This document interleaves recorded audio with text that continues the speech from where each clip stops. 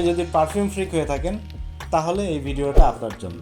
এখানে অনেকগুলো পারফিউম দেখা যাচ্ছে, এগুলো বেসিক্যালি সবই আমার পার্সোনাল কালেকশন। আমি পার্সোনালি নিজে পারফিউম ফ্রিক, অনেক বেশি পারফিউম পছন্দ করি। আমার কাছে অনেক ধরনের কালেকশন আছে, যেমন এটা ভেটিভার এক ধরনের ঘাস থেকে তৈরি হয়, তারপরে এটা একটা গাছের পাতা থেকে তৈরি হয়। যখন মন খারাপ থাকবে তখনও পারফিউম ইউজ করতে পারেন, যখন ফুরফুরে মেজাজে থাকবে তখনও ইউজ করতে পারেন। যখনই আমার খুব মেজাজ খারাপ থাকে আমি তখন পারফিউম ইউজ করি। পারফিউম আপনার মনকে সতেজ করবে, সজীব করবে এবং আপনার মুড অন করবে, আপনার কাজের এনার্জি দিবে, আপনাকে রিফ্রেশ করবে। তো আমার নিজের যেহেতু পারফিউম নেশা, সো বিভিন্ন ধরনের পারফিউম ট্রাই করতে করতে রিসেন্ট আমি একটা পারফিউম ট্রাই করছি, যেটা হচ্ছে দ্য পারফিউম গ্যালারি। এই পারফিউমটা হ্যান্ডমেড, যার কারণে যে দেখেই বুঝতে পারছেন প্যাকেজিংটা এত বেশি প্রিমিয়াম নয়।